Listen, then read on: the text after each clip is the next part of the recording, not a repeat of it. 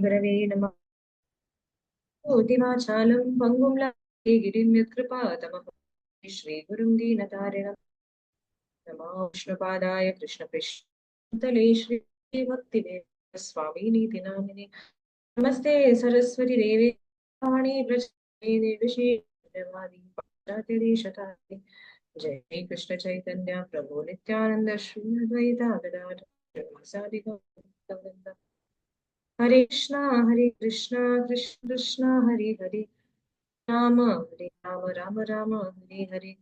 गुरवे गौरचन्द्राय राधाय तदालये कृष्ण कृष्ण भक्ताय तद्भक्ताय।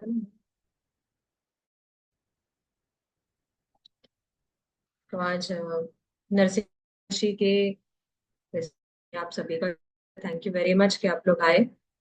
और मुझे भी सीता का एक नरसिंह देव के बारे में कल के नरसिंह चतुर्दशी के लिए हम चेतना को थोड़ा नो प्रिपेयर अवर कॉन्शियस कल के लिए। तो let us start actually Prahlad Maharaj की कथा से ही थोड़ी शुरुआत करेंगे और फिर थोड़ी और कथा लेंगे नरसिंह को लेकर।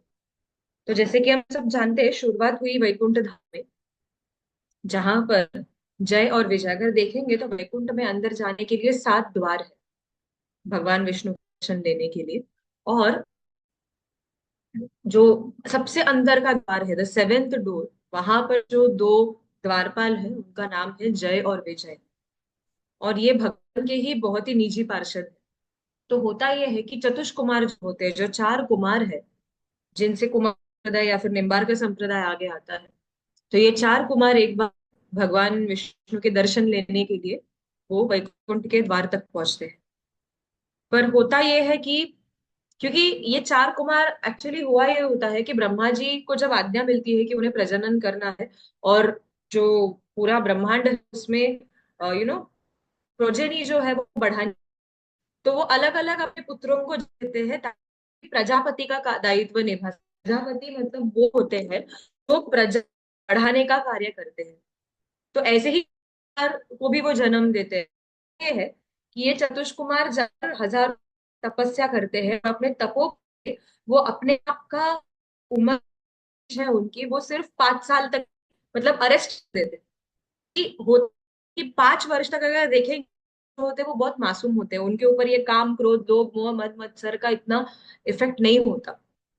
सो up to 5 years lust cannot affect 5 साल के बच्चों को। तो इसके लिए वो अपने एज को बालकों जैसे ही रहते और ऐसे ही दिगंबर बन के घूमते। दिगंबर मतलब जो दिशाओं से है, मतलब पूरे नंगे ही घूमते छोटे छोटे बच्चों की तरह। तो आप सोचिए अगर हम मंदिर पे खड़े हैं और अगर ऐसे बच्चे आए कुछ पहना नहीं है कुछ, तो हम तो सबसे पहले उनको भारी भगा देंगे, अरे निकलो यहाँ से, कम से कम कपड़े तो पहन कर आ जाओ। बराबर। तो उसी तरीके से जब ये चतुष्कुमार वैकुंठ के द्वार पर पहुंचे और जब जय विजय ने देखा कि ये 4 बालक हैं ऐसे जिन्होंने कुछ पहना नहीं है और कहते हैं कि विष्णु के दर्शन लेने, ऐसे कैसे, तो उन्होंने उनको वहां पर ही रोक दिया द्वार पर और कहा कि आप अंदर नहीं जा सकते।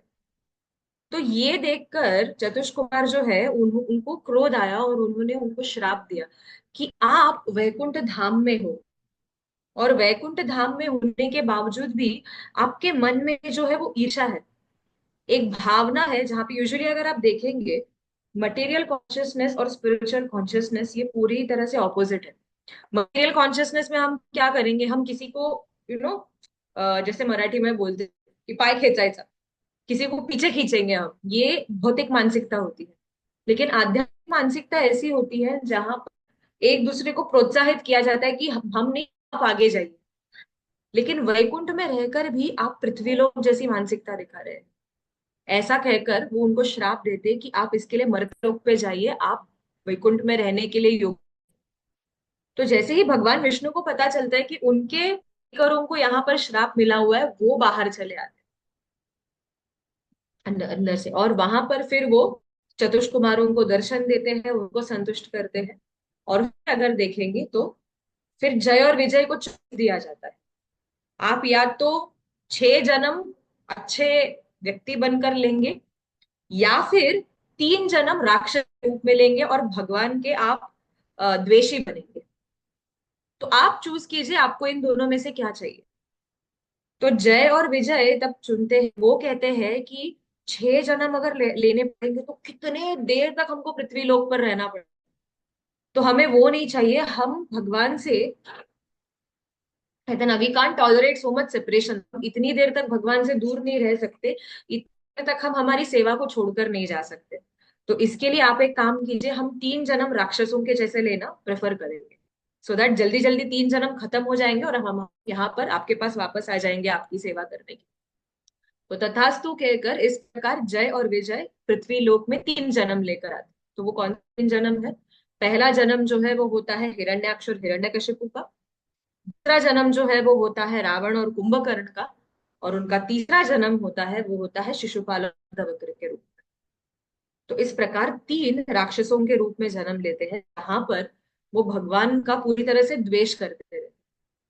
अब देखने जाएंगे पर एक प्रश्न उठाया जा सकता है, भगवान भगवत गीता में क्या कहते हैं? यद गत्वा न वर्तन्ते तद्धामम परमम मम। मेरा परम धाम ऐसा है कि अगर एक बार आप वहां पर पहुंच जाओगे तो आप फिर से इस पृथ्वी लोक पर नहीं आओगे, आप फिर से जो है भौतिक जगत में नहीं आएंगे। जय विजय तो वैकुंठ के द्वार पर थे, तो ऐसे कैसे पृथ्वी लोक पर आ गए? भगवान का वाक्य तो झूठा हो गया ना यहाँ पे फिर। बिकॉज कृष्णा से यद गत्वा न निवर्तन्ते, आप कभी वापस नहीं आओगे यहाँ पर। तो आचार्य लिखते हैं कि जय और विजय वैकुंठ से उनका जो पतन हुआ, एक तरफ अगर देखने जाएंगे, टू थिंग्स विच आचार्य से, एक वो कहते हैं कि उनका जो राक्षस कुल में ये जन्म लेना था ये भगवान की इच्छा के अनुसार हुआ। क्योंकि हुआ ये कि भगवान विष्णु जो है, हर समय वो क्षीरसागर में अपने शेषनाग के ऊपर लेटे हुए हैं, लक्ष्मी देवी उनके चरण दबा रही है, जो है पुरुष शुक्त, ये वो सब अलग अलग अलग गा के पूरे ब्रह्मांड में अगर देखने जाएंगे तो सभी जो है भगवान की स्तुति करते हैं। और भगवान के मन में वीर्य रस को एंजॉय करने की इच्छा उत्पन्न हुई। वीर्य रस मतलब क्या? वीर्य रस यानी कि फाइटिंग करना। कोई तो चाहिए जो एक योग्य कॉम्पिटिटर होगा जो भगवान के साथ लड़ सकता है। बराबर।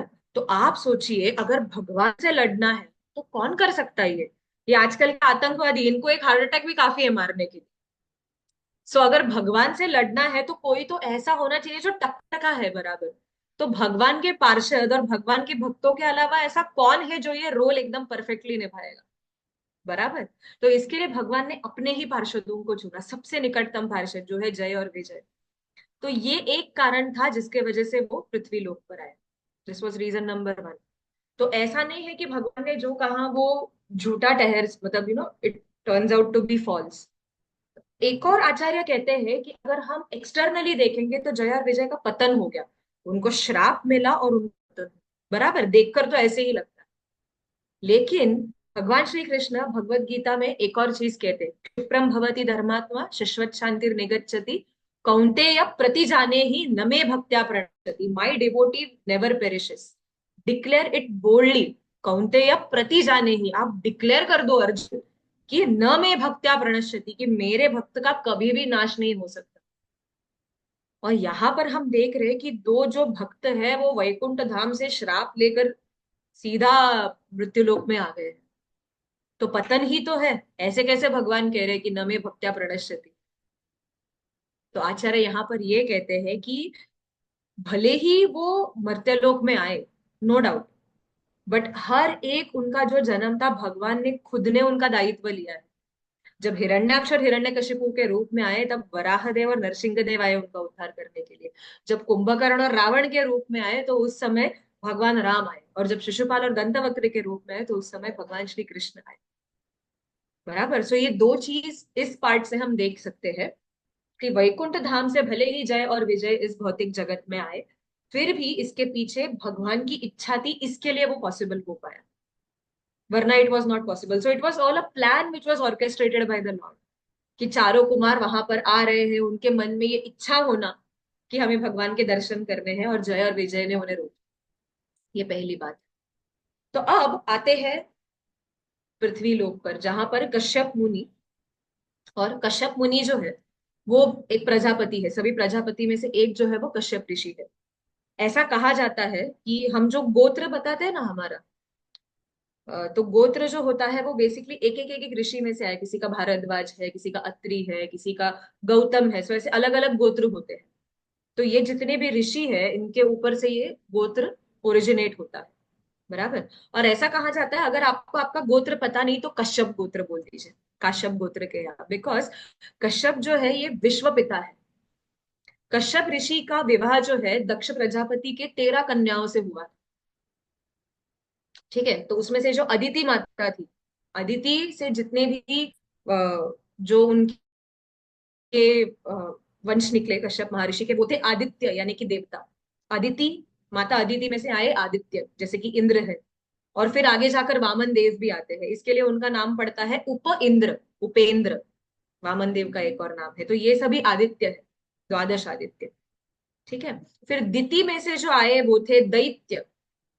दनु नाम की उनकी एक पत्नी थी, उनमें से जो आए वो थे दानव। कद्रु नाम की एक पत्नी थी, उनमें से सभी नाग वगैरह जो है उनका निर्माण हुआ, शेषनाग, वासुकी, ये सभी जितने भी नाग के वंश है ये आए कद्रु नाम की पत्नी से। विनता नाम की एक पत्नी थी, उनसे सभी जो बर्ड्स है वो स्पीशीज निकले। सब जो उनमें से सबसे श्रेष्ठ थे गरुड़। हमने रामायण के सीरीज में चर्चा की थी कि अरुण और गरुड़ ये दो भाई थे जो विनता के पुत्र थे। बराबर। तो इस प्रकार अगर देखने जाएंगे तो अब अलग अलग पत्नियों के अलग अलग जो है स्पीशीज जो है बेसिकली कश्यप महर्षि के द्वारा इस पृथ्वी पर आते हैं। सो कश्यप महर्षि is considered one of the foremost Prajapati. तो अब होता यह है कि दिति माता के मन में पुत्रों की इच्छा होती है, बहुत ही तीव्र इच्छा उनके मन में जन्म लेती है कि मुझे पुत्र प्राप्त करनी है। तो कश्यप महर्षि शाम के समय, जिसको हम मराठी में तीनी सांझ बोलते हैं, दिया लगाने का जो समय होता है ना, इवनिंग टाइम, ट्वाइलाइट, तो उस समय पर कश्यप महर्षि अपना जो संध्या वंदन है वो कर रहे होते हैं। लेकिन और दिति माता जो है वो उनके पास जाती है और वो कहती है कि मेरे मन में पुत्र प्राप्ति की इच्छा है, तो आप मुझे संतान दे दीजिए। तो कश्यप ऋषि कहते हैं कि अभी का जो समय है वो शुभ नहीं है, आप रुकिए। ये जो शाम का समय होता है ये एक ऐसा समय है जब शिव जी अपने भूत गणों के साथ निकलते हैं। आपने कभी सुना है अपने मम्मी को बोलते हुए कि शाम के समय बाल खुले मत छोड़ना, सोना नहीं, लाइट चालू कर देना पूरे घर में, एक स्वच्छ वातावरण बनाना, दिया लगाना। So why do you think ये एक ऐसा समय होता है जब हम सबसे ज्यादा ऑस्पिशियसनेस को इन्वोक करते हैं? Why? Because this is the time जब सी शंभु भगवान जो है, भगवान शिव जो है बहुत ही कृपालु है, बहुत दयालु है। तो ऐसे जीव जिनको कोई भी शरण नहीं देता उनको भगवान शिव अपने शरण में ले लेते हैं। तो ये जो भूत प्रेत पिशाच सब होते हैं ये सब इसके लिए शिव जी के अंडर है, बिकॉज इनको कोई और हैंडल नहीं कर सकता, सिर्फ शिव जी हैंडल कर सकते हैं।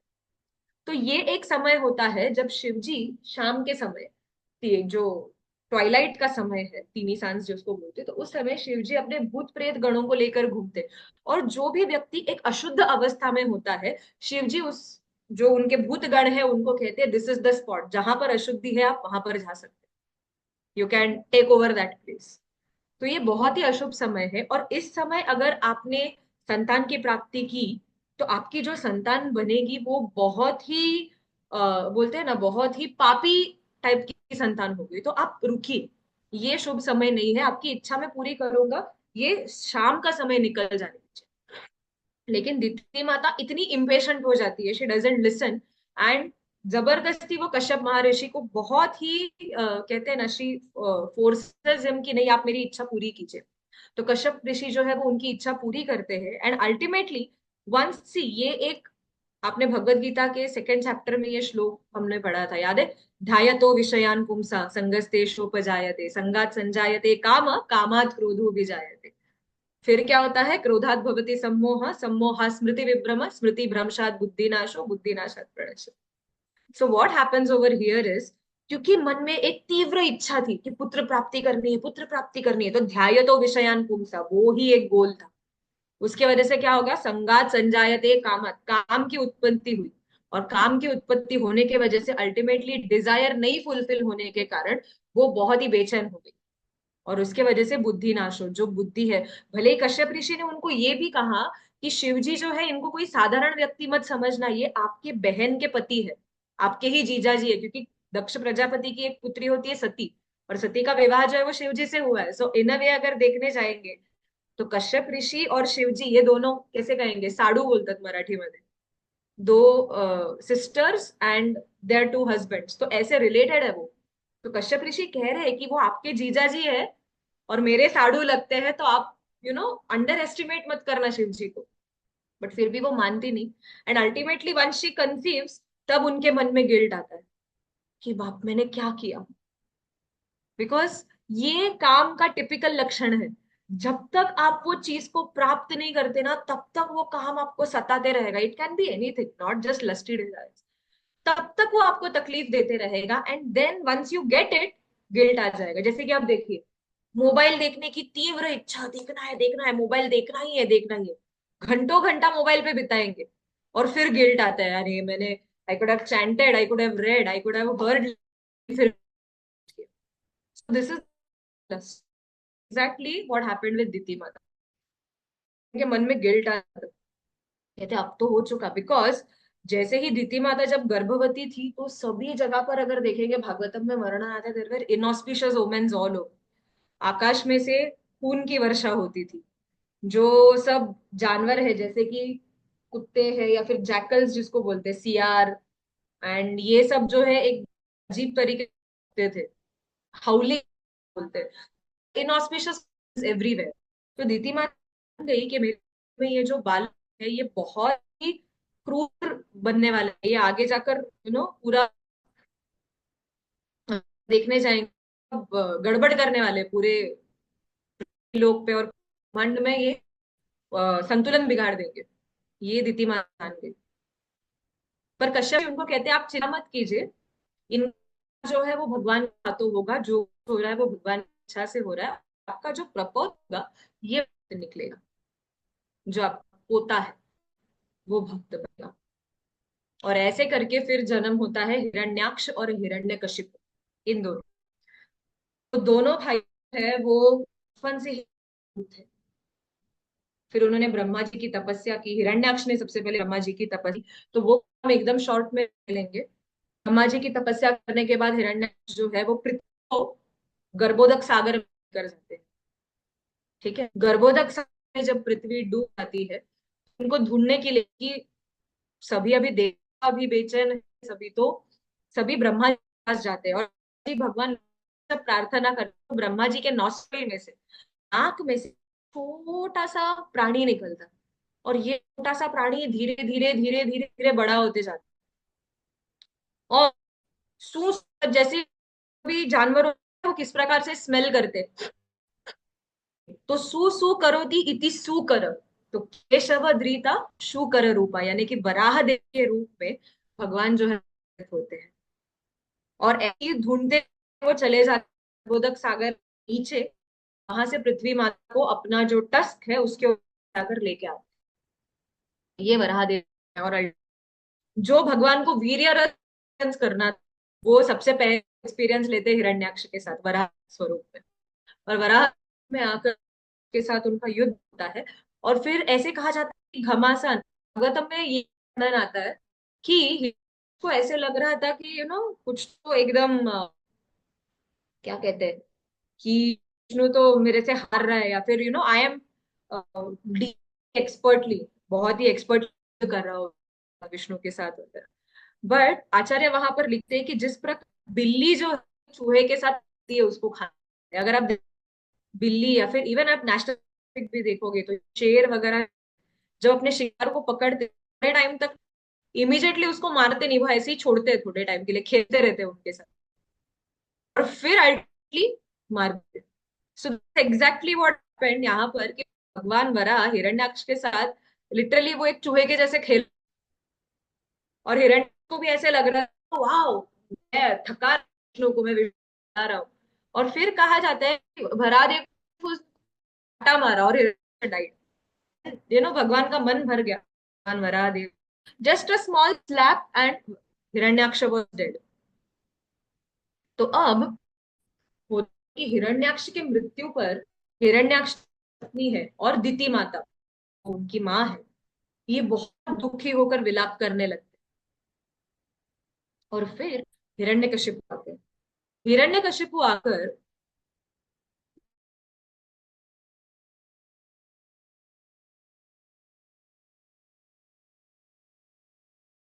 मत करो, अरे हम तो शरीर है, हम तो शरीर नहीं है, हम आत्मा है। आत्मा का तो स्वभाव होता है परफेक्ट। एसएसआर कोर्स जो हम भगवत गीता इतना पढ़ रहे हैं, सब परफेक्ट। अगर आप देखोगे ना, हिरण्यकशिपु फर्स्ट क्लास प्रीचिंग करते हैं वहां पे, दीति माता और उनकी पत्नी को, हिरण्याक्ष की पत्नी को, कि शरीर तो नश्वर है, वो सिर्फ इस शरीर के साथ है, आपका तो आत्मा के साथ कोई आइडेंटिटी, मतलब मतलब जो जैसे घास के तिनका साथ में आता है, थोड़ी देर तक वो समुद्र में तैरता है और फिर बिछड़ जाता है, वैसे ही हमारे रिश्ते जो है वो होते हैं। एकदम फर्स्ट क्लास प्रीच करते हैं। एंड उसके वजह से दीति माता और हिरण्याक्ष की जो पत्नी है वो शांत भी होती है। और फिर अल्टीमेटली इतना प्रीचिंग करने के बाद क्या करते, मैं जाकर तपस्या करूंगा, ऐसा घनघोर तपस्या करूंगा कि विष्णु के रक्त से मैं अपने भाई की आत्मा को तर्पण दूं। ये शपथ हिरण्यकशिपु लेते। तो मैं राधानाथ स्वामी महाराज का क्लास सुन रही थी इसके ऊपर, और महाराज बता रहे थे कि this is the perfect characteristics of asuras. और महाराज का उस क्लास का टाइटल था, philosophy without character has no meaning. Title of the class was philosophy without character has no meaning. And Maharaj ने उसमें और भी राक्षसों का उदाहरण दिया था, जैसे कंस जो है वो, जब आठवीं संतान जो है वो, योग माया देवी जब निकल जाती है उनके हाथ से, और फिर कंस जब माफी मांगते, तब वो पूरी फिलोसफी सुनाते देवकी और वसुदेव को कि मैं तो निमित्त था, कर्म का फल मिलता है। तो महाराज ने वही कहा कि आप भागवतम में अलग अलग जगह पर देखेंगे, असुरों का प्रॉब्लम ये नहीं था कि उनको फिलोसफी पता नहीं है। अगर आप देखेंगे, महाराज उस क्लास में कह रहे थे कि Hiranyakashipu knew that Vishnu is God. एक और क्लास है इसी के ऊपर कि पेइंग अटेंशन टू डिटेल, बहुत ही सुंदर क्लास है, आप सुनिए महाराज का। तो उसमें भी महाराज बता रहे थे कि असुर जानते थे कि विष्णु जो है वो भगवान है, कृष्ण भगवान है, लेकिन सब कुछ जानने के बावजूद भी मन में एक झूठा अहंकार ऐसा था कि लेकिन हम भगवान को मारेंगे और हम भगवान बनेंगे। एंड कृष्णा बीइंग द परमात्मा, वो क्या करते हैं, ठीक है, if you want to do it, चलो आई विल फैसिलिटेट, ददामि बुद्धि योगम तम। जैसी आपको बुद्धि चाहिए वैसे में, ये यथा माम प्रपद्यन्ते ताम तथैव भजाम्यहम्। आप जिस तरह मुझे अप्रोच करेंगे, मैं भी वैसे ही रेसिप्रोकेट करूंगा। So Krishna also facilitates this thought process in a way, अगर देखने जाएंगे।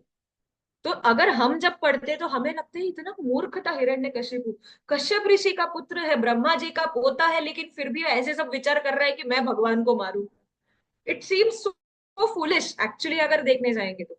बट थिंक अबाउट इट, जब फॉल्स ईगो का या फिर अहंकार का पर्दा जब होता है हमारे आंखों के सामने, जब अहंकार की पट्टी होती है, तो उस समय रैशनल सोचना जो है ये बहुत मुश्किल होता है।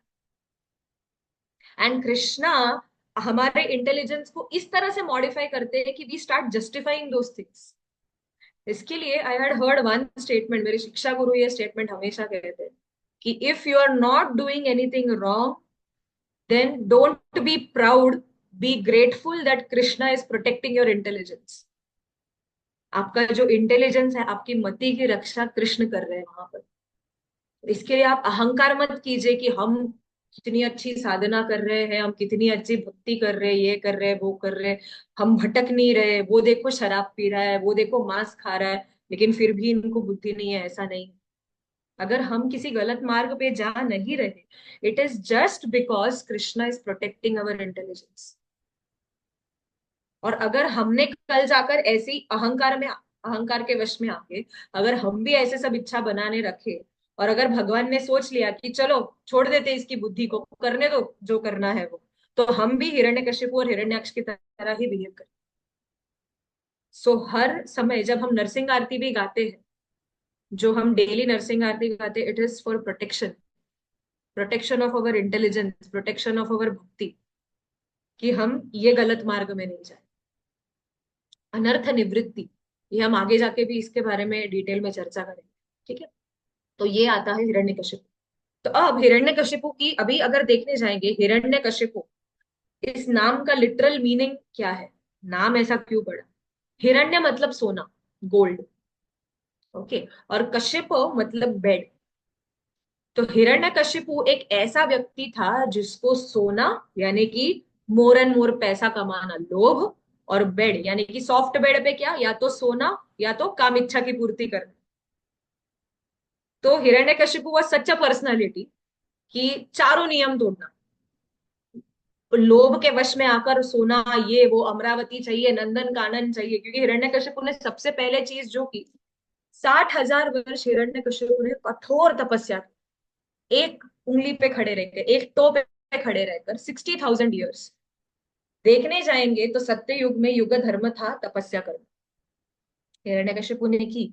इतनी कठोर तपस्या थी कि देवताओं ने प्रयत्न किया हिरण्यकशिपु के तपस्या को भंग करने का। इंद्र ने अपनी वज्र के इंद्र ने अपना वज्र का इस्तेमाल किया, अग्निदेव ने अग्नि का प्रहार किया, वायुदेव ने वायु का प्रहार किया, सब कुछ हुआ, वरुण देवता ने बारिश गिराई। लेकिन सब कुछ होकर भी अगर देखने जाए, हिरण्यकशिपु टस से मस नहीं। फुल फोकस के साथ, फुल कंसंट्रेशन के साथ हिरण्यकशिपु अपना तप करता रहा। इतना कठोर तप कि चींटियां जो है उन्होंने हिरण्यकशिपु के पूरी ओर, अगर देखने जाएंगे, शरीर को खा लिया, और सिर्फ हड्डियां बची थी हिरण्यकशिपु के शरीर के, मांस कुछ भी नहीं बचा था। वेर ओनली बोन्स, उनके शरीर को पूरी तरह से चींटियों ने खा लिया था। ऐसे कठोर, और पूरा एंथिल बन गया था, वारुड़ बोलते हैं ना मराठी में जिसको, तो पूरा का पूरा एंथिल बन गया था हिरण्यकशिपु के शरीर के साइड में सब। तो और फिर ब्रह्मा जी, ये इतना कठोर तप की वजह से जो संतुलन पूरा बिगड़ने लगा पृथ्वी का, तब ब्रह्मा जी ने सोचा जाकर वरदान देना चाहिए। और फिर ब्रह्मा जी आते हैं वरदान देने के लिए। तो आप सोचिए, अगर कोई, हम युग धर्म का पालन कर रहे हैं, इतनी कठोर तपस्या कर रहे हैं, तो नेचुरल है कि heart will become soft, right. तो हो सकता है कि बुद्धि थोड़ी बदल जाएगी, थोड़ा अलग विचार करेंगे।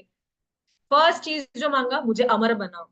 लेक्चर क्या दिया था, हम शरीर नहीं है, हम आत्मा है, तपस्या में आने के पहले। लेकिन यहाँ पे एसोसिएटिंग विद द बॉडी, 60,000 साल तपस्या करके, what is the boon which is asking for, मुझे अमर बनना। So this is the problem. Maharaj कहते हैं कि if we preach and if we do not practice, we are Hiranyakashipu. Maharaj ने ये रिपीट करने लगाया सबको क्लास में, कि अगर हम प्रचार कर रहे हैं और अगर हम उस चीज को प्रैक्टिस नहीं कर रहे, तो फिर हम हिरण्यकशिपु, हम असुर है। बिकॉज ये आसुरिक प्रवृत्ति है, सिर्फ प्रचार करना, प्रैक्टिस नहीं करना।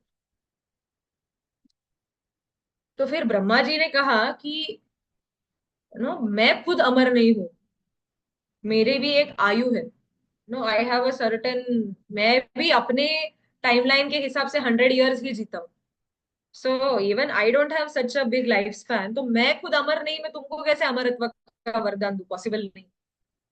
तो फिर हिरण्यकशिपु ने पूरा लिस्ट निकाला, याद था कि पिछले अलग अलग इसमें क्या क्या, हिरण्याक्ष की कैसे मृत्यु हुई। तो अभी एक बड़ा सा लिस्ट दिया ब्रह्मा जी को। तो लिस्ट कैसा, मुझे ना पशु मार सकता है, ना मनुष्य मार सकता है, ना देवता, ना दानव, ना दैत्य, पूरा 84 लाख योनि का नाम ले लिया। ये योनि में कोई भी मुझे मार नहीं सकता। ठीक है, यहाँ पे कवर। फिर ना दिन में मार सकते हैं, ना रात में मार सकते हैं, ना जमीन पे मार सकते हैं, ना आकाश में मार सकते हैं, ना पानी में मार सकते हैं, ना अग्नि में मार सकते हैं, ना अस्त्र से मार सकते हैं, ना शस्त्र से मार सकते हैं, ना मंत्र से मारेंगे, ना तंत्र से मारेंगे, ना जड़ वस्तु से मार सकते हैं, ना चेतन वस्तु से मार सकते हैं। ठीक है, you can't kill me with anything dead और लिविंग। ना 12 महीनों में मुझे मार सकते हैं, ना घर के अंदर मार सकते हैं, ना घर के बाहर मार सकते। बड़ी लिस्ट दी हिरण्यकशिपु ने कि ये नहीं, वो नहीं, वो नहीं, वो नहीं। और उसको लगा कि चलो मैं अमर हो गया, मैंने पूरे लूप होल्स कवर कर लिए। लेकिन और ब्रह्मा जी ने भी कह दिया ठीक है चलो तथास्तु, बिकॉज उनको पता था कि भगवान जो है वो कुछ ना कुछ तो रास्ता निकाल लेंगे, नो प्रॉब्लम। तो ब्रह्मा जी ने भी तथास्तु कह दिया। ठीक है। अब होता ये है कि हिरण्यकशिपु वाज सो कॉन्फिडेंट कि कोई मुझे मार नहीं सकता। तो जैसे ही उनको आशीर्वाद मिला, पूरी की पूरी सेना को लेकर कूच कर दिया, और सभी अमरावती, यहाँ वहां सब जगह पर आक्रमण करके पूरा जो प्लानिटरी सिस्टम्स है सबका सब हिरण्यकशिपु के कंट्रोल में। कहा जाता है कि हिरण्यकशिपु का इतना, देयर वाज सो मच, कहते ना कि मराठीमध्ये दरारा म्हणतात त्याला, इतना डर था हिरण्यकशिपु का पूरे ब्रह्मांड में कि अगर समझो हिरण्यकशिपु को गर्मी हो रही है तो बस एक आंख उठाकर देखते थे तो मरुत जो है वो हवा चलानी शुरू कर देते थे। सूर्य लग रहा है कि बहुत तेज हो गया है, तो दूसरा आईब्रो, सिर्फ आईब्रोज के मूवमेंट पे हिरण्यकशिपु पूरे यूनिवर्स के इसको कंट्रोल कर रहा था। एक आईब्रो उठा के देखा, चलो इंद्र ने बारिश करना शुरू कर दिया। किसी पेड़ के पास गुस्से में देखा तो जो वनस्पति के देवता है, चलो आम बनाओ बिना मौसम। Everything at beck and call. सोचिए ये हिरण्यकशिपु का पावर था उस समय। अब होता यह है कि हिरण्यकशिपु जब तपस्या करने के लिए यहाँ पर आते हैं 60,000 साल तक, तो उनकी जो पत्नी होती है कयाधु, वो गर्भवती होती है।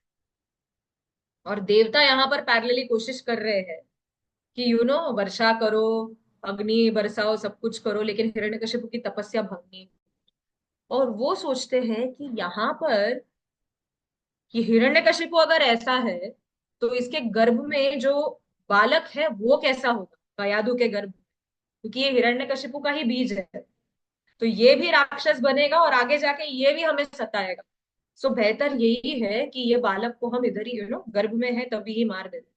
तो ये सभी हिरण्यकशिपु की राजधानी पर आक्रमण करते हैं और कयाधु को बंदी बनाकर लेकर जा रहे होते हैं, तब वहां पर आते हैं नारद मुनि।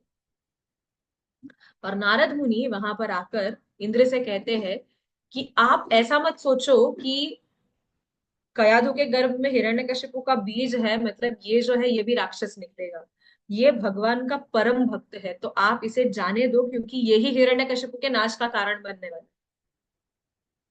तो देवता जानते थे कि नारद जो है वो झूठ नहीं बोलेंगे, तो इसके लिए उन्होंने परिक्रमा की कयाधु की और कयाधु को छोड़ दिया। और नारद मुनि कयाधु को लेकर आए अपने आश्रम में। ठीक है। अब नारद मुनि का आश्रम कहाँ पर है?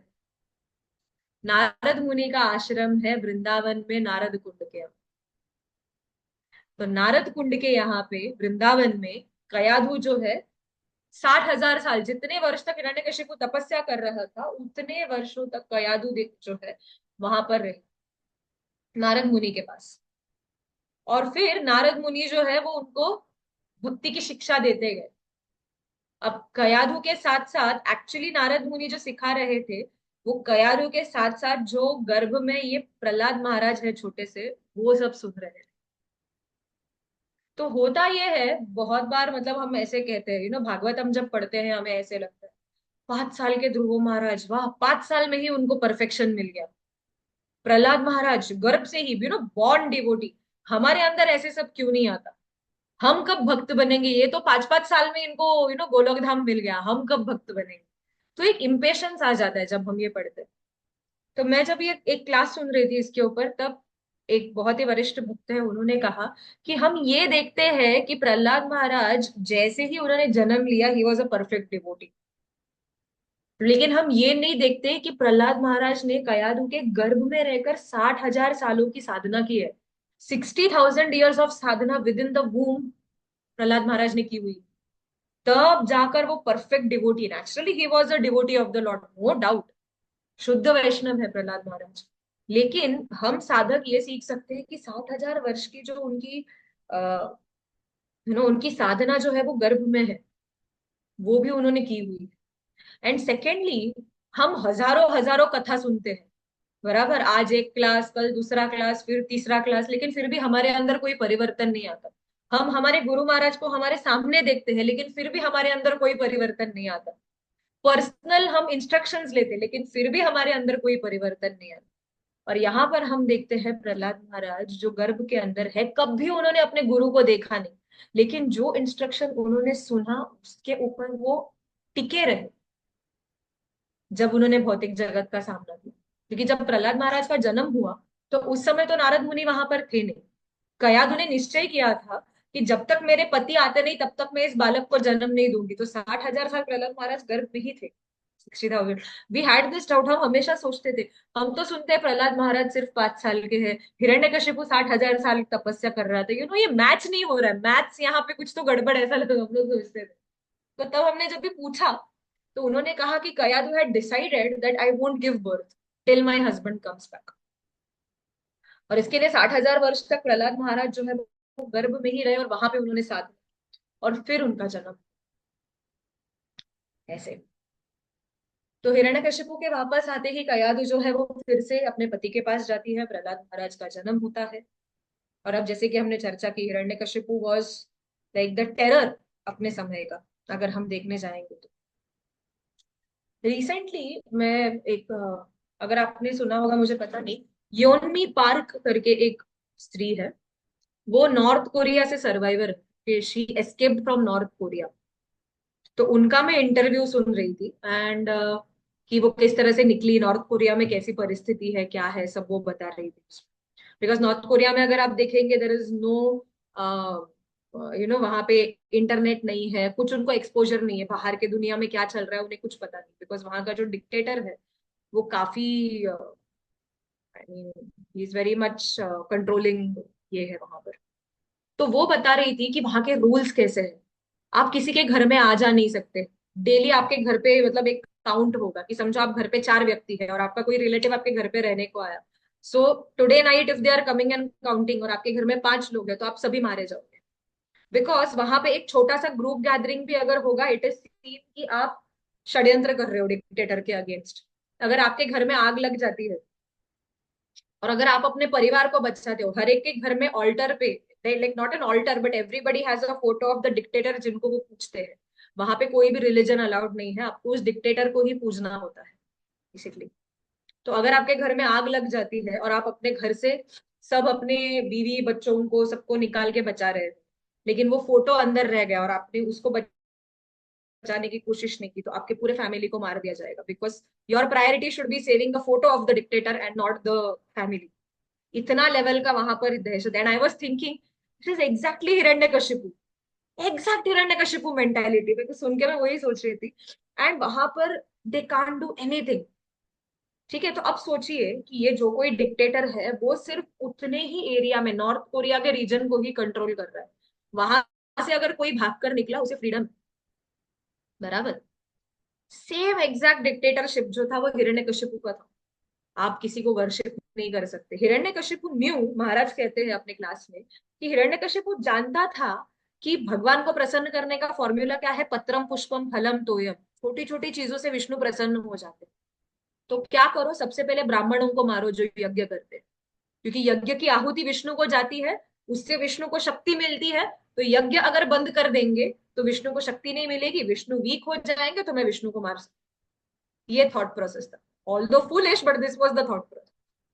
तो ब्राह्मणों को मारो, गायों को मारो, क्योंकि यज्ञ की सामग्री वहां से आती है। सब वृक्ष पेड़ जो है वो सब काट दो। आप भागवतम में पढ़ो, इस सब का डिटेल डिस्क्रिप्शन है। And Maharaj has given a 2 hour class on this. 2 घंटे का क्लास दिया है महाराज ने इन डिटेल्स के ऊपर, कि क्यों पेड़ों को काट रहे थे, क्यों गायों को मार रहे थे, क्यों ब्राह्मणों की हत्या करा रहे थे, ऑल ऑफ दिस। तो आप सोचो, अगर आज के जमाने में एक छोटे से कंट्री में रहकर अगर आपको जरा सा भी फ्रीडम नहीं है, कैन यू इमेजिन पूरा यूनिवर्स जब ऐसे कंट्रोल में रहा होगा, इतना कंट्रोल कि देवता भी डर रहे, तो क्या लेवल ऑफ डोमिनेंस रहेगा। किसी की भी हिम्मत नहीं थी अगेंस्ट जाने की, सिवाय इन 5 साल के प्रहलाद महाराज के। अगर सोचो हमारे सर पर आज कोई बंदूक रख दे। आई वॉज हियरिंग रिसेंटली, मैं ये भी सुन रही थी, पहलगाम के कुछ जो सर्वाइवर्स थे उनका, मैं ये सुना, जो ये होता है क्या बोलते हैं, इंटरव्यू सुन। उसमें दैट लेडी वाज सेइंग कि जैसे ही हम वो लोग पूछ रहे थे कि आप हिंदू हो क्या, एंड शूट कर रहे थे, तो हमने सबसे पहले बिंदी निकाल दी। तो जो उनकी माँ है वो भगवान का नाम ले रही थी, तो उन्होंने कहा तुम ये मत बोलो, तुम अल्लाह अकबर बोलो, क्योंकि वो हिंदू समझेंगे तो मार डालेंगे, बराबर।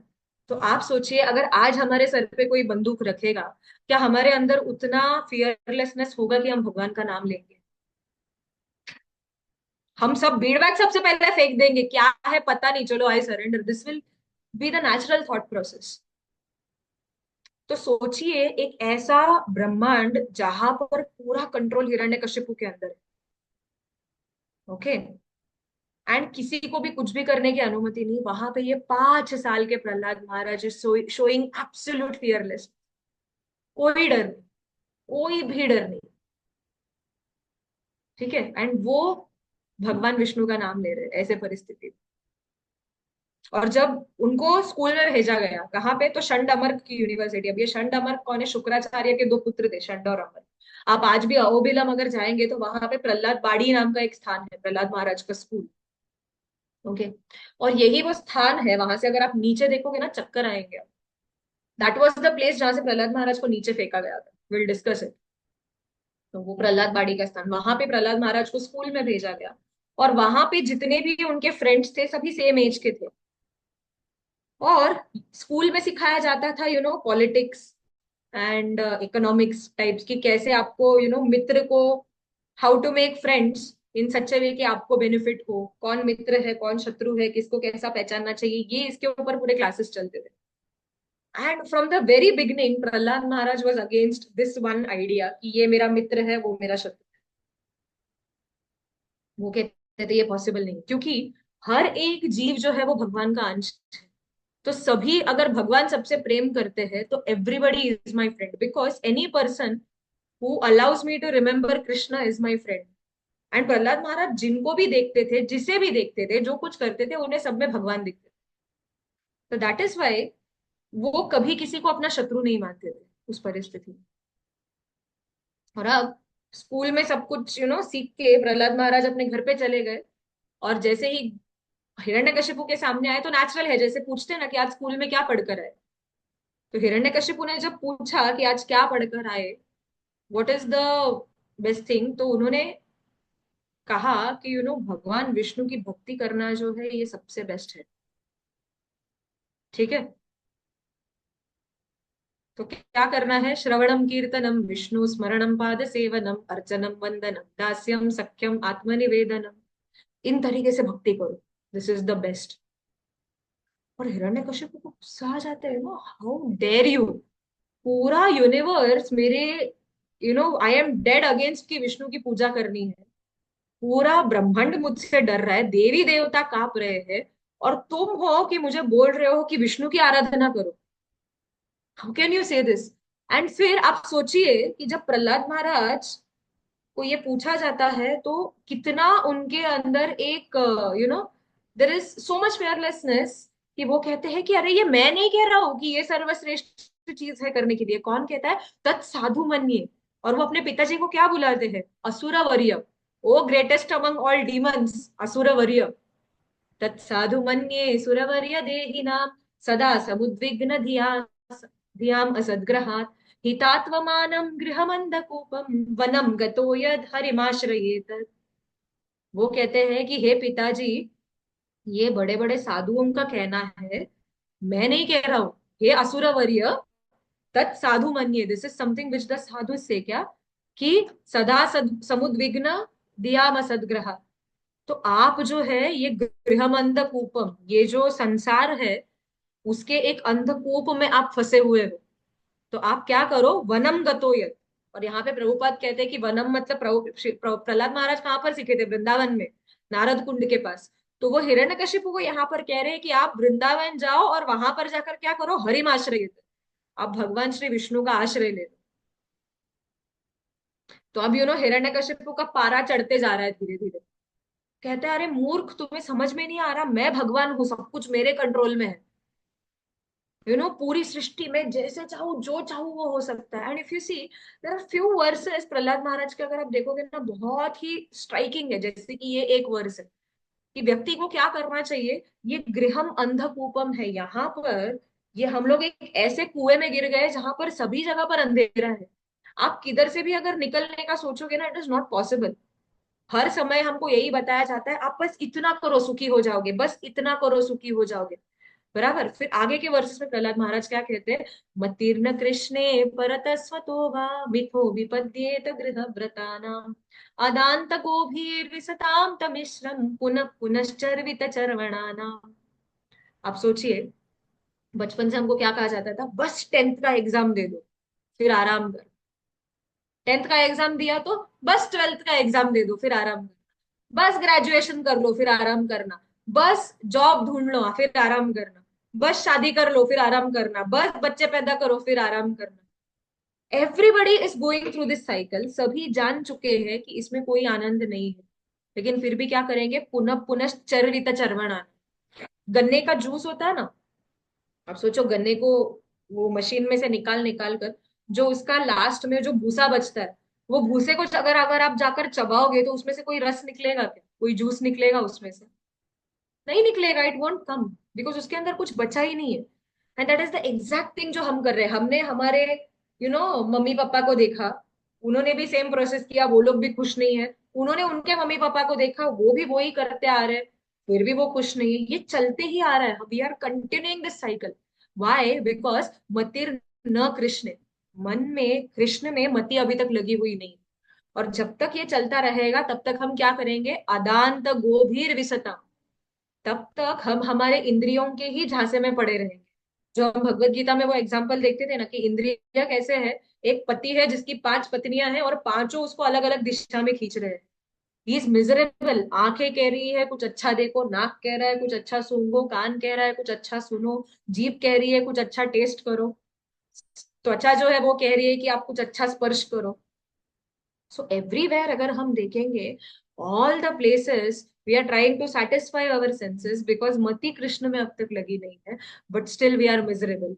बिकॉज हम ऐसे चीज में रस ढूंढने का प्रयास कर रहे हैं जिसमें कोई टेस्ट है ही। ये प्रहलाद महाराज कहते, this is Prahlad Maharaj speaking. Okay, पुनः पुनः चरविता चरवणा नाम, it is like chewing the chewed. Chewing gum किसी ने खाया, उसमें से पूरा जूस निकाला, उसको थूक दिया, वही उठाकर हम चबा के कोशिश कर रहे हैं कि इसमें कुछ और जूस निकल रहा है क्या। तो प्रहलाद महाराज के ऐसे प्रचार करने के ऊपर हिरण्यकशिपु गेट्स सो एंग्री कि ही डिसाइड्स कि there is no way I have to kill him, because अगर इसे मैंने मारा नहीं तो फिर how do I exert my dominance पूरे पृथ्वी पे। तो अलग अलग प्रकार के अगर हम देखने जाएंगे, प्रहलाद महाराज के ऊपर अलग अलग प्रकार के अत्याचार किए गए।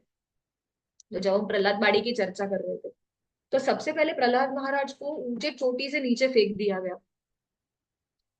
तो आचार्य लिखते हैं कि प्रहलाद महाराज जब पहाड़ से नीचे गिर रहे थे, तो उस समय भगवान भी ऐसे है कि भगवान ना लास्ट मोमेंट तक परीक्षा लेते।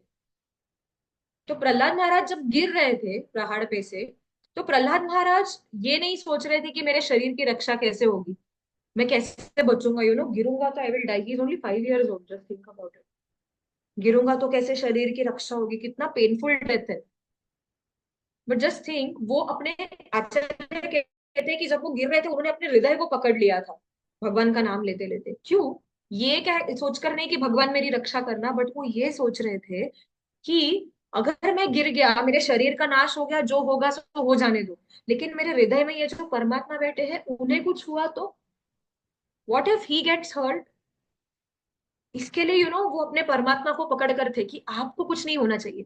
एंड जस्ट बिफोर प्रहलाद महाराज जमीन से सिर्फ इंचेस बचे थे, तब भगवान जो है उनको वहां पर प्रकट होकर पकड़ लेते हैं, कैचेस प्रहलाद महाराज।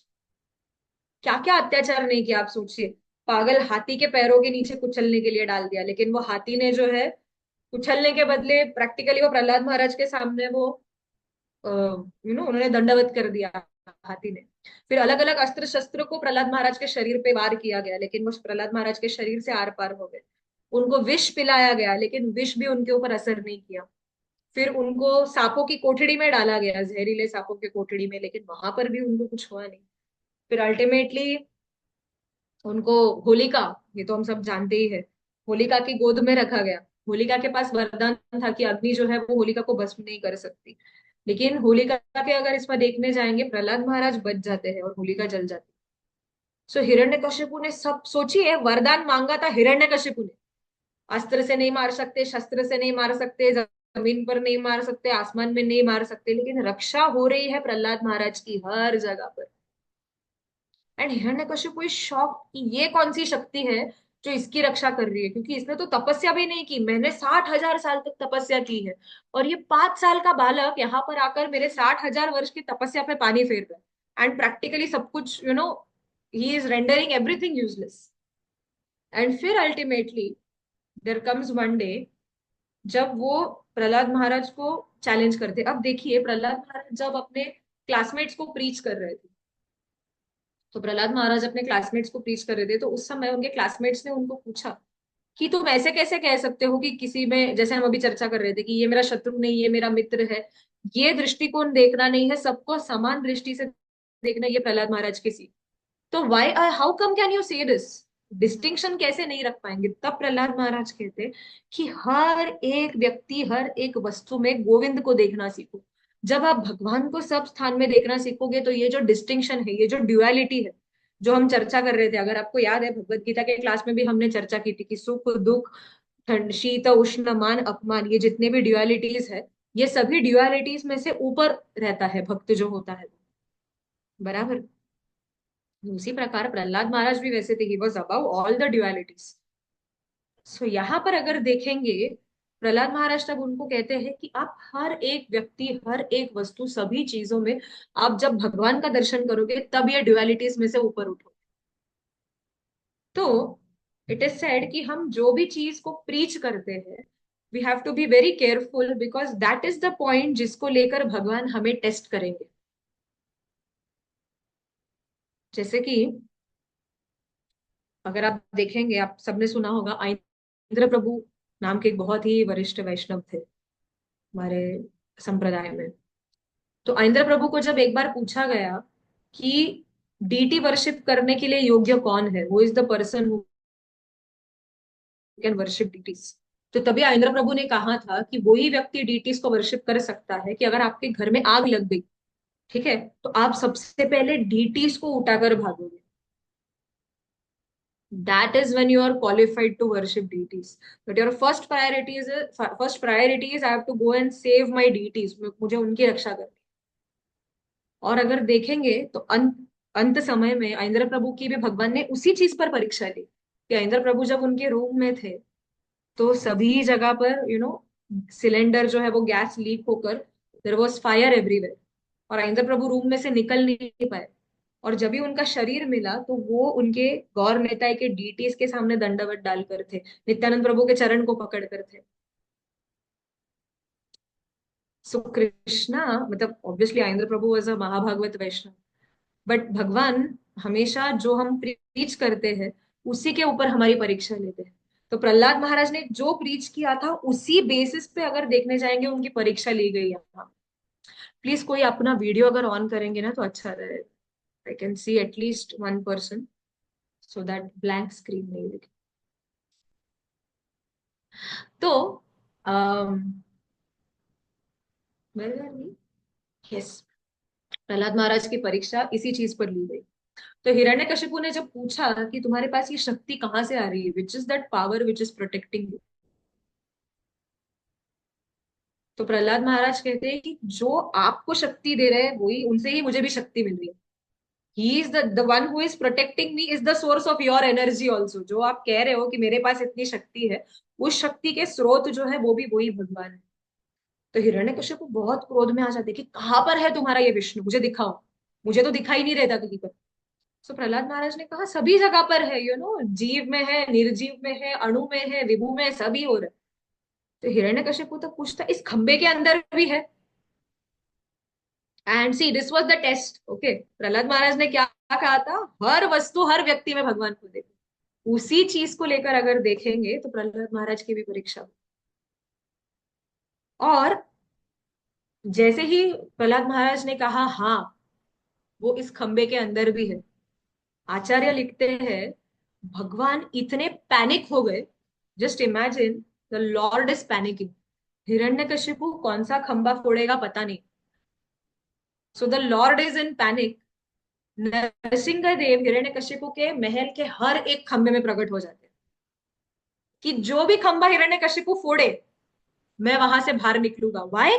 सत्यम विधातुम निज भृत्य भाषितम, कि मेरा भृत्य, मेरे भक्त ने जो कहा उसे सच प्रूव करने के लिए। तो उन्होंने क्या किया, सत्यम विधातुम निज भृत्य भाषितम व्याप्तिम च भूतेष्वखिलेषु चात्मना अदृश्यतात्यद्भुत रूपमुद्वहन् स्तंभे सभायाम न मृगम न मानुषम। तो अपने भृत्य के, अपने भक्त के वचन को सत्य ठहराने के लिए उन्होंने क्या किया, अदृश्यतात्यद्भुत रूपम उद्वहन, उन्होंने एक ऐसा अद्भुत रूप धारण किया कि कहां पर, स्तंभे सभायाम, हिरण्यकशिपु के सभा के स्तंभों में।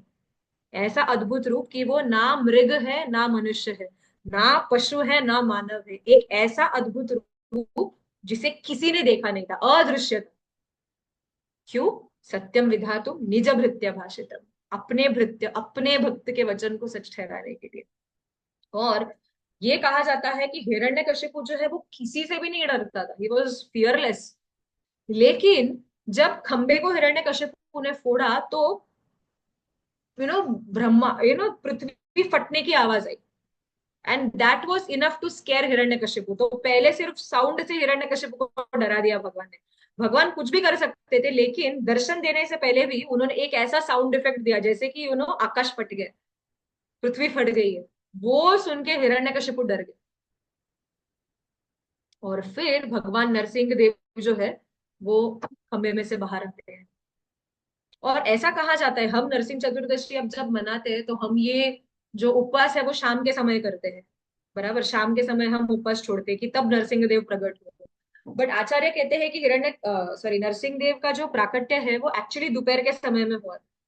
नरसिंह देव दोपहर के समय ही प्रकट हुए थे, लेकिन इतने समय तक वो हिरण्यकशिपु के साथ युद्ध कर रहे थे पूरे टाइम। और अगेन सेम जैसे हिरण्यक्ष के साथ किया, वैसे ही नरसिंह देव यहाँ पर हिरण्यकशिपु के साथ भी युद्ध करना शुरू करते हैं। ऐसे कहा जाता है कि भगवान नरसिंह देव का स्वरूप कैसे था उसके ऊपर भी हम चर्चा करेंगे, कि आगे जाके प्रहलाद महाराज कैसे डिस्क्राइब करते हैं। जस्ट एक 10 मिनट और हम लोग एक्सटेंड करेंगे क्लास को और चर्चा करेंगे। तो नरसिंह देव इतने विशालकाय स्वरूप के थे, और उनके जो बाल थे, देवता जो है ये अपने विमानों पर घूमकर वो देख रहे थे कि ये हिरण्यकशिपु और नरसिंह भगवान में युद्ध कैसे हो रहा है। तो भगवान जब युद्ध कर रहे थे तो उनका बाल जो उड़ रहा था हवा में, उसके वजह से देवताओं का विमान यहाँ वहां उड़े जा रहा था, बिकॉज भगवान के बाल जो है वो उनके विमान को इधर उधर सब भटका रहे थे। ऐसे कहा जाता है। तो इतना विशाल काय स्वरूप था अपन। और अल्टीमेटली जब शाम का समय आया, एक ऐसा समय, तो हिरण्यकशिपु को भगवान ने सोचा बस अब बहुत हो गया। क्योंकि आचार्य ये कहते हैं कि ये जो वर्स है, सत्यम विधातुम निज भृत्य भाषितम, यहाँ पर एक निज भृत्य है, वो है प्रहलाद महाराज। तो उनके वचन को सत्य में सत्य प्रूव करने के लिए भगवान जो है वो खंबे में प्रकट हुए। लेकिन भगवान के एक और निज भृत्य है जिनके वचन को सत्य ठहराने के लिए उन्होंने एक ऐसा अद्भुत रूप लिया। वो कौन है? ब्रह्मा जी। क्योंकि ब्रह्मा जी ने जो वरदान दिया था हिरण्यकशिपु को, उसका लूप होल निकाल के उन्होंने एक ऐसा अद्भुत स्वरूप धारण किया हुआ है। क्योंकि अगर देखने जाएंगे, ये ना मनुष्य है ना पशु है। क्योंकि जो उनका चेहरा है वो सिंह का है, और शरीर जो है, शरीर एक मनुष्य का है। So the face of a lion, but शरीर जो है वो पूरी तरह से मनुष्य का। हिरण्यकशिपु को उठा लेते हैं और दरवाजे तक लेकर जाते हैं। कहां पर? चौखट पर बिठा। हिरण्यकशिपु हंस रहा था तभी तक। ओके, क्योंकि घर से बाहर लेकर जा रहे तो कहाँ जाएगा? अंदर है, मार नहीं सकता घर के अंदर। बराबर, बाहर लेके जाएंगे लेकिन चौखट पे रुक जाते। पृथ्वी पर नहीं मार सकते, आकाश में नहीं मार सकते, अपने गोद में रखते हिरण्यकशिपु। अस्त्र से नहीं मार सकते, शस्त्र से नहीं मार सकते, किसी अस्त्र शस्त्र का प्रयोग नहीं करते, नखों का प्रयोग करते। यहाँ पे एक और पॉइंट है, ना जड़ वस्तु से मार सकते ना चेतन वस्तु से मार सकते। हमारे नेल्स जो है वो ना जड़ है ना चेतन है, दे आर डेड। बिकॉज अगर हम नाखून काटेंगे तो दर्द नहीं होता, लेकिन साथ में वो ग्रो भी करते। सो वो चेतन भी है और डेड भी है साथ ही में। सो ना जड़ है ना चेतन है, ना अस्त्र है ना शस्त्र है।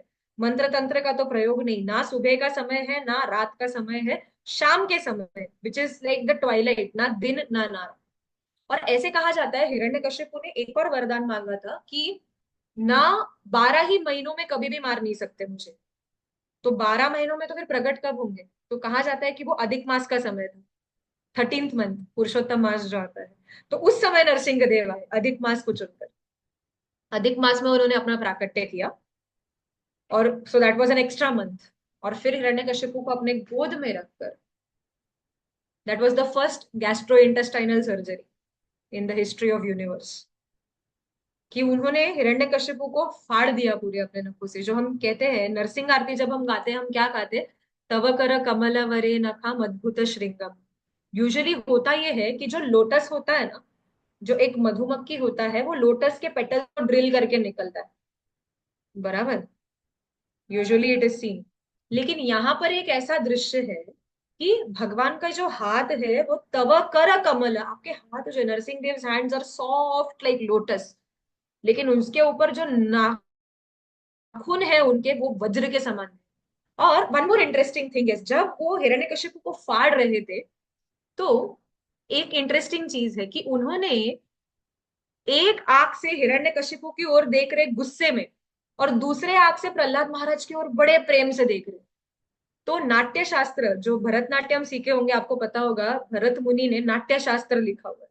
तो नाट्य शास्त्र में ऐसा वर्णन आता है, जो अलग अलग उनको रस दिखाने होते हैं आंखों से, एक दृष्टि भेद करके होता है, बराबर, मुद्राज होते हैं, देन देयर इज दृष्टि भेद। दृष्टि भेद में कैसा है कि आपको अलग अलग जो रसस है, श्रृंगार रस, वीर्य रस, हास्य रस, आपकी आंखों से दिखाना है, बराबर। तो नाट्य शास्त्र में भरत ऋषि लिखते हैं कि देर इज नो पर्सन जो एक ही समय पे दो रसास दिखा सकते अपने आंखों से। अगर आप गुस्से में देख रहे हो तो दोनों आंखों में गुस्सा होगा, अगर प्रेम से देख रहे हो तो दोनों आंखों में प्रेम होगा, बट ये रूल नरसिंह देव ब्रेक कर सकते हैं, बिकॉज एक आंख से हिरण्यकशिपु के पास गुस्से में देख रहे, दूसरे आंख से प्रहलाद महाराज के पास बड़े प्रेम से देख रहे हो। एंड आचार्य ये कहते हैं कि वो क्या करते, हिरण्यकशिपु को जब फाड़ते तो जो इंटेस्टाइन्स होते हैं, हिरण्यकशिपु की जो आंतड़ियां होती है उसको उठाकर अपने गले में पहन लेते हैं। अगर आप फोटो देखोगे नरसिंह देव का तो इंटेस्टाइन का हार है उनके गले। ऐसा क्यों? साउंड्स क्वाइट गोरी, सुन के क्या है। तो तभी आचार्य कहते हैं कि Narsingh Dev had so much love.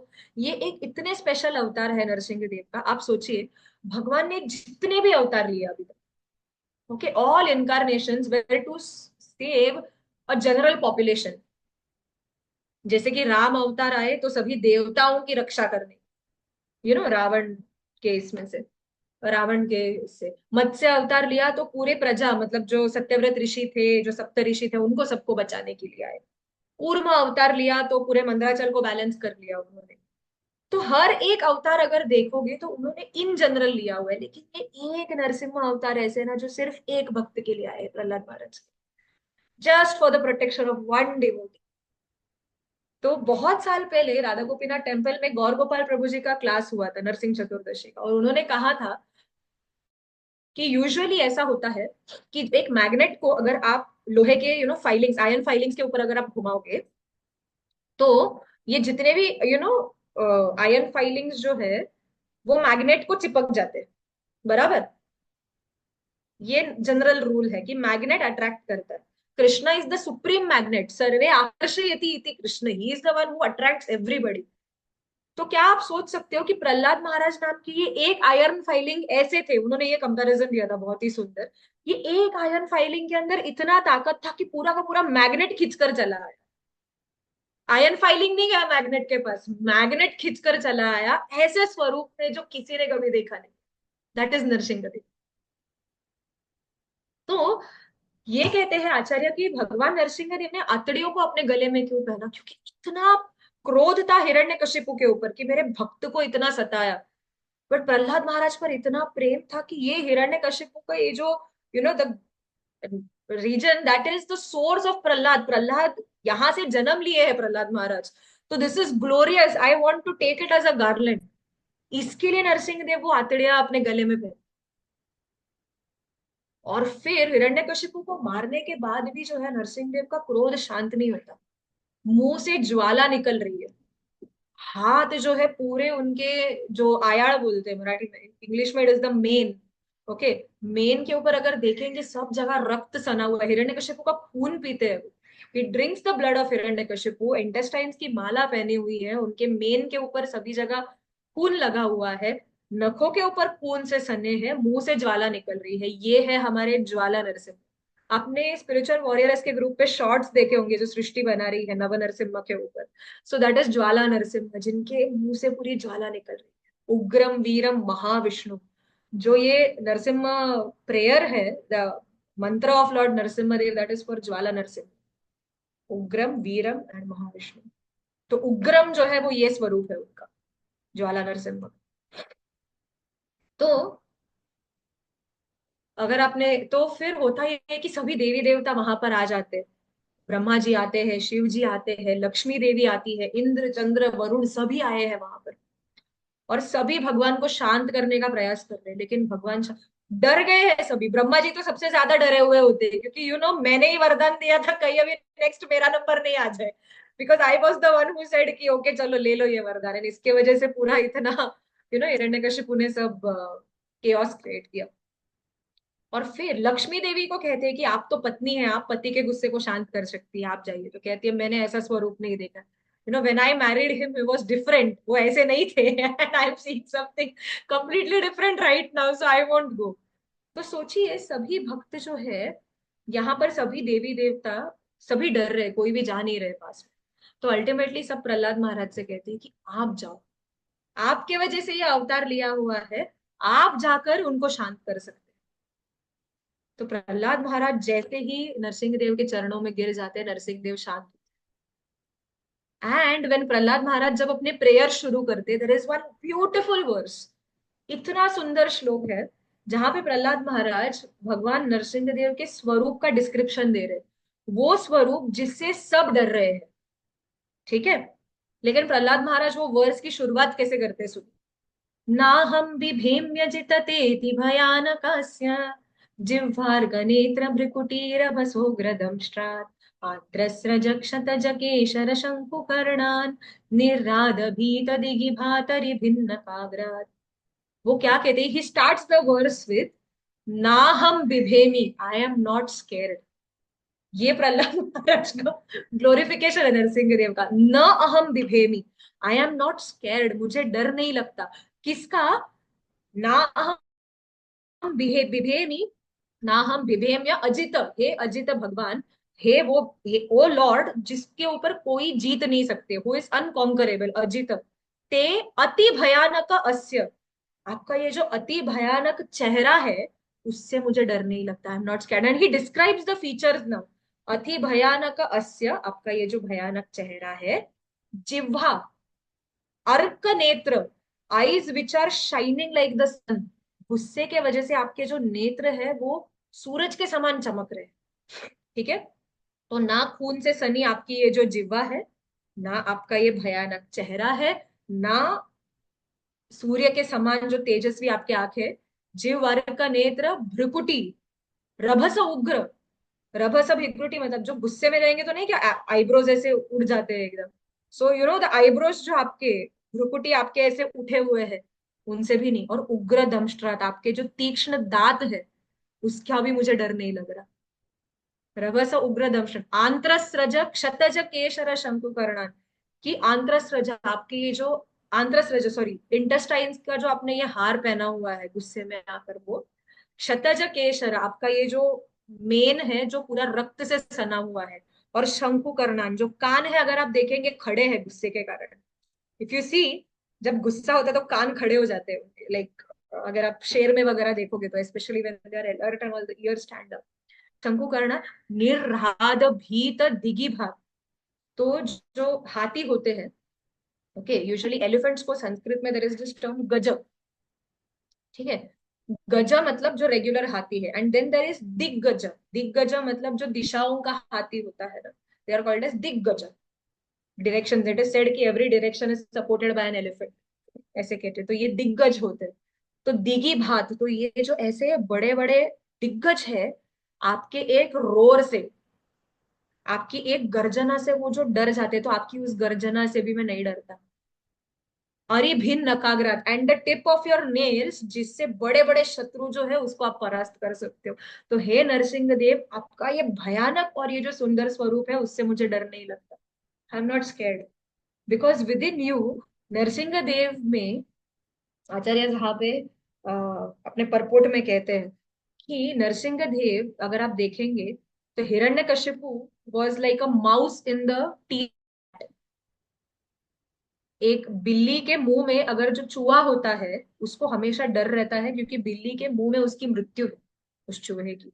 लेकिन प्रहलाद महाराज कौन थे, वो बिल्ली का छोटा सा बच्चा है, उसको अपने माँ के मुंह में डर नहीं है, उसको सेफ्टी है अपने माता के। सो नरसिंह देव ऐसे थे प्रहलाद महाराज के।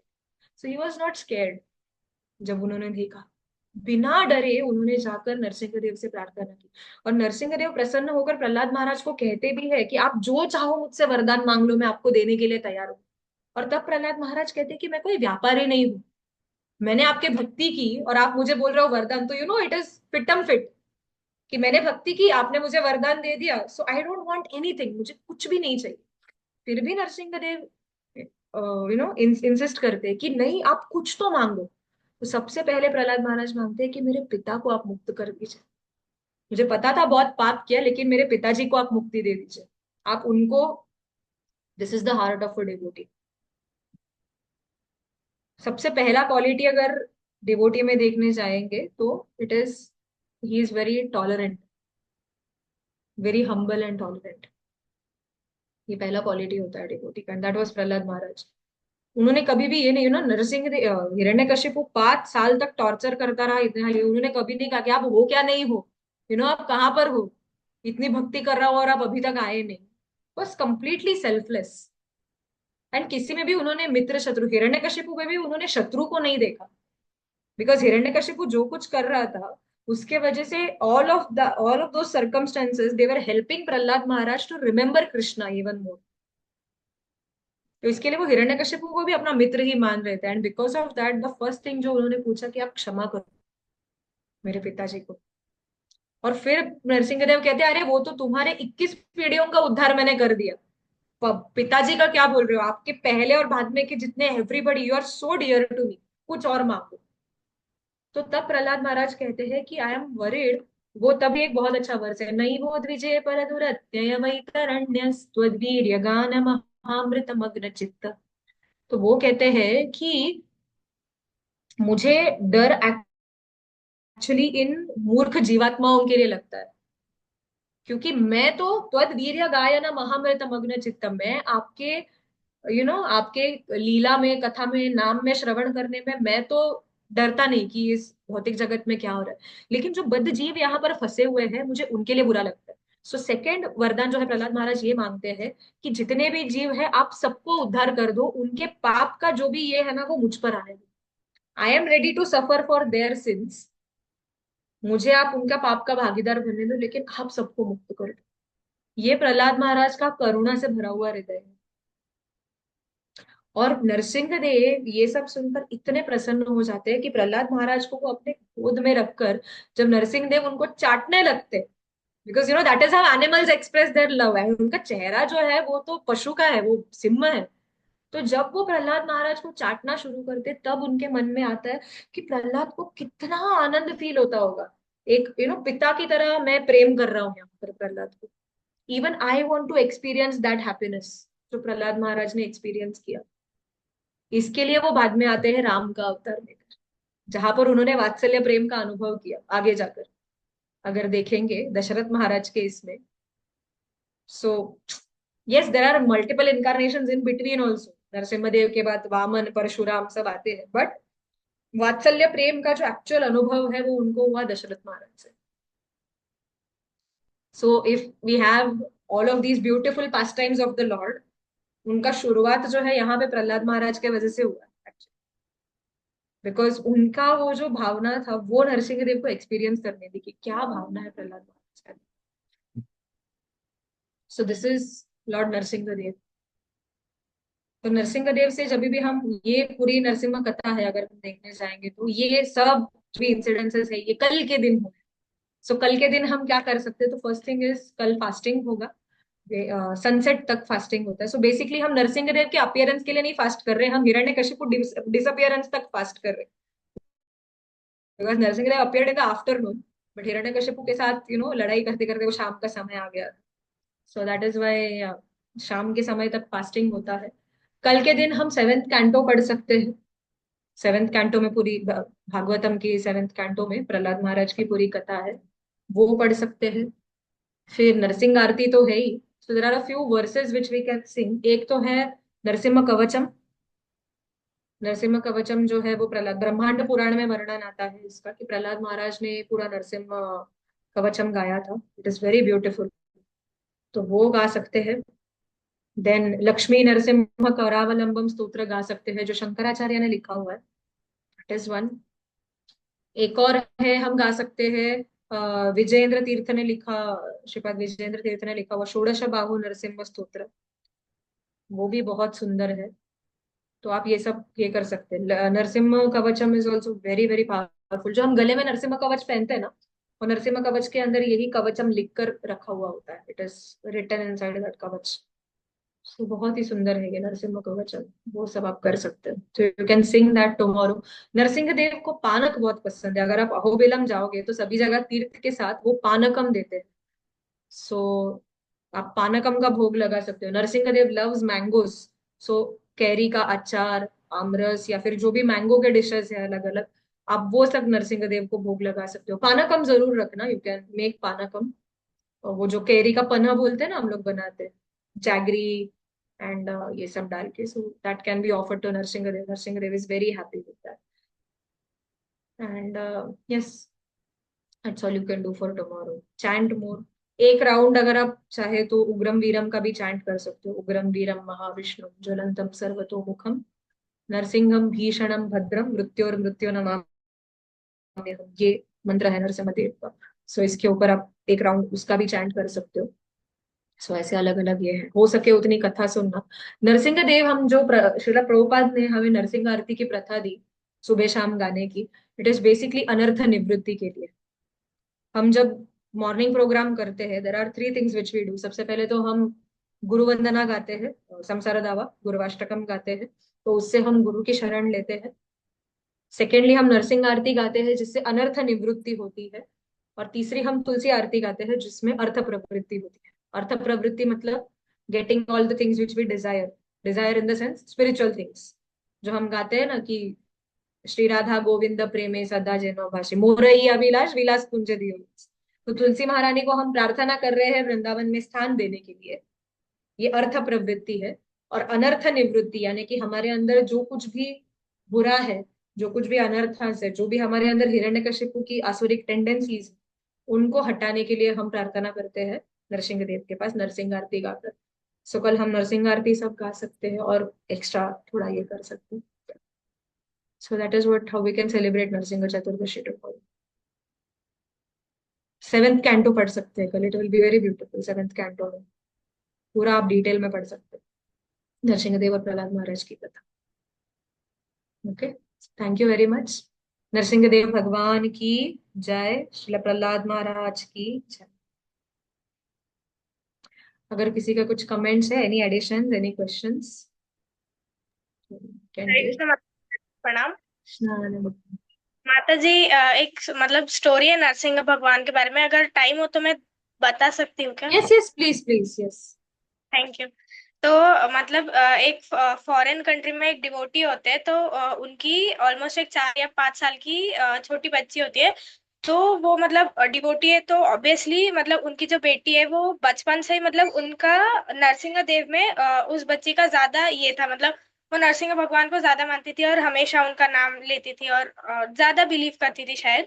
तो एक बार क्या हुआ, वो जो मतलब उनकी बेटी और कुछ फ्रेंड्स के साथ वगैरह रोड साइड में खेल रही थी। और उनके जो मतलब उनके जो पिताजी है वो सेकंड फ्लोर से देख रहे थे बालकनी से वगैरह। तो अचानक एक ट्रक आता है और वो मतलब बॉल रोड पे जाता है, तो वो लेने को जाती है, तो पीछे से अचानक एक ट्रक आता है और वो शायद ब्रेक फेल होता है। तो वो जो ट्रक है वो ऑलमोस्ट बच्ची को मतलब उन डिवोटीज की जो बेटी है उनको हिट करने वाली रहती है। लेकिन और वो जो उनके पिताजी है वो उनकी बेटी को बचाने के लिए सेकंड फ्लोर से कूद जाते हैं। तो बाद में उनको हॉस्पिटल वगैरह ले जाते हैं, और जब मतलब वो जो उनकी बेटी है वो भी बेहोश हो जाती है। और मतलब हॉस्पिटल में जब एक्सरे वगैरह निकालते हैं तो पता चलता है कि मतलब एक सिंगल बोन क्रैक तक नहीं हुआ होता उस बच्ची का, मतलब कुछ एक खरोच भी नहीं आती। और जब वो मतलब वो बच्ची को होश आता है तो उसको पूछते हैं, तो वो बोलते हैं कि मुझे एक मतलब नरसिम्हा भगवान ने प्रोटेक्ट किया, उसने नरसिम्हा भगवान का वर्णन भी किया था। और जब चेक किया जाता है तो उसके पीठ पे मतलब बैक में नरसिम्हा भगवान के जो नाखून होते हैं उसके ऐसे स्क्रैच के ऐसे छोटे निशान भी होते हैं। That was the story. Thank you. Thank you आपने सो मुझे। Much Radhika. This is actually from south Africa. अभी रिसेंट स्टोरी है ये, साउथ अफ्रीका से स्टोरी है कि उनकी this this devotee like this girl she has a doll of Narasimha, वहां पे वो डॉल्स बेचते हैं। तो वो डॉल जो होता है वो ये लड़की का फेवरेट होता है, and she calls him the lion man, favourite अपना, लायन फ्रेंड होते हैं उनके। तो जब ये ट्रक आती है ना, तो ये लड़की ऐसे ट्रक कोलाइड होके वो गिर जाती है उस रोड के साइड पे जाके, तो इमिजिएटली हॉस्पिटल में वगैरह एडमिट जब करते हैं, तो फिर जब तो डॉक्टर सर शॉक कि एक भी बोन क्रैक नहीं हुआ, बिकॉज ट्रक ने उड़ाया है, कुछ तो क्रैक होना चाहिए। एंड देन जब वो होश में आती है तब वो बताती है, as a describe she tells कि मेरे जब मैंने वो ट्रक को देखा, I knew I did not have time to save myself, तो मैंने मेरे लायन फ्रेंड को बुला लिया। वो आया एंड शी डिस्क्राइब्स कि बड़े बड़े बड़े दांत थे, वो बहुत अच्छा था, लेकिन मुझे उसका एक ही चीज पसंद नहीं आया कि उसके नाखून मुझे बहुत लगे चुभे, एंड व्हेन दे सी तो पीठ के ऊपर पूरा नेल्स का निशान होता है। So the policeman who got her, the doctor who treated her, everybody becomes a devotee. ये सुन के सभी डिवोटी बन गए वहां पे। दिस वाज द स्टोरी, ये South Africa, and there are many instances actually. एक और है स्टोरी कि हमारे बुक डिस्ट्रीब्यूशन के टाइम पे डेट्रॉइट में देयर वाज दिस डिवोटी जो बुक्स डिस्ट्रीब्यूट कर रहे थे। एंड डेट्रॉइट अगर अगर आप देखोगे तो काफी नोटोरियस है, वहां पे गन्स लेके घूमते हैं एंड शूटिंग वगैरह बहुत चलता है। सो ये डिवोटी बुक डिस्ट्रीब्यूट करके वापस टेम्पल जा रहे थे, और उस समय पे दो गुंडे जो थे वो वहां पर आए एंड गन दिखाकर बोला जितना पैसा है जस्ट हैंड ओवर, हमें दे दो। तो टेम्पल का पैसा है, बुक्स का पैसा है, ऐसे कैसे हैंड, तो ये डिवोटी भागना शुरू करते, स्टार्ट्स रनिंग, एंड भागते वक्त वो क्रिस क्रॉस भागते, बिकॉज सो दैट वो शूट नहीं करेंगे। सीधा भागेंगे तो it is easy to shoot right, तो वो ऐसा जिगजैग भागते, this is one of the tricks. And फिर एक कर्व आता है, वहां पे वो टर्न लेते हैं, नरसिंह देव को ये करना शुरू करते हैं, आरती गाना शुरू करते हैं वो कि मुझे बचा लीजिए वरना ये लोग तो मुझे शूट ही कर देंगे। And turns around and he goes, तो कर्व टर्न करके उनको लगता है पीछा करेंगे, लेकिन ये गुंडे जो है पीछा नहीं करते। टेम्पल पहुंच जाते हैं, सब हो जाता है, 2-3 दिन बाद ये गुंडे टेम्पल आ जाते हैं इनको ढूंढते हुए। And this devotee become scared कि अरे बाप रे इधर तक आ गए, अभी तो मार ही डालेंगे मुझे पकड़ के, बिकॉज उस टाइम पे ये नहीं गया। तो तब वो उनको पकड़ के बोलते हैं कि तुम्हें कुछ हुआ कैसे नहीं, तो बोलते मुझे क्या होना था, बोलते कि तुम जैसे ही वो कर्व पे टर्न लेके चले गए, वहां से एक शेर आया, आप सोचिए सिटी के अंदर लायन कहाँ से आए, एक लायन आया और वहां पे खड़ा था, तो हम लोग देख के इतना डर गए कि हम आए नहीं तुम्हारे पीछे। तो वो डिवोटी उनको ऑल्टर तक लेके गया, और ऑल्टर के ऊपर जो नरसिंह देव का फोटो था वहां पे दिखा, यही थे क्या वो? Yes he was the one जो वहां पे खड़े थे, so we did not come behind you. तो वो लोग भी डिवोटी बन गए, जो गुंडे थे they also surrendered. So there are so many stories. अगर आज तो अभी टाइम नहीं है, अगर शुरू करेंगे तो और एक 45 मिनट्स लगेगा। बट मायापुर के नरसिंह देव कैसे प्रकट हुए अगर आप सुनोगे, ओ माय गॉड, वो नरसिंह देव इज अमेजिंग, मतलब मायापुर के नरसिंह देव की कथा, एंड उसके बाद कितने सारे पास टाइम्स है, there are so many pastimes of Narasimha Dev Mayapur के। तो वो तो बहुत ही अमेजिंग है। If it is okay with everybody, can we have one session tomorrow? सुबह करेंगे लेकिन, बिकॉज शाम को तो प्रोग्राम होगा टेम्पल में, बट से अराउंड 11 o'clock इज ओके। सुबह 11 बजे ठीक है सबके लिए? कल we will have a discussion on different different pastimes of lord Narasimha Dev आज के समय में जो कुछ हुए वो, और साथ ही साथ में मायापुर के नरसिंह भगवान की कथा और उनकी कुछ लीलाएं। सो उनका स्वरूप कैसा है क्या है, will discuss many many things. Is it okay with everybody कल अगर करेंगे तो नरसिंह चतुर्दशी का एक हमारा ये भी एक अच्छा सेवा भी हो जाएगा साथ ही में। Okay, so tomorrow we will meet again, thank you very much. Hare Krishna. Thank you so much. Message टाक ग्रुपवर फक्त एक just post a reminder for tomorrow, ठीक आहे? हरी बोल. हरे. थँक यू माताजी. हरे कृष्ण. थँक्यू. हरी बोल. हरे कृष्ण.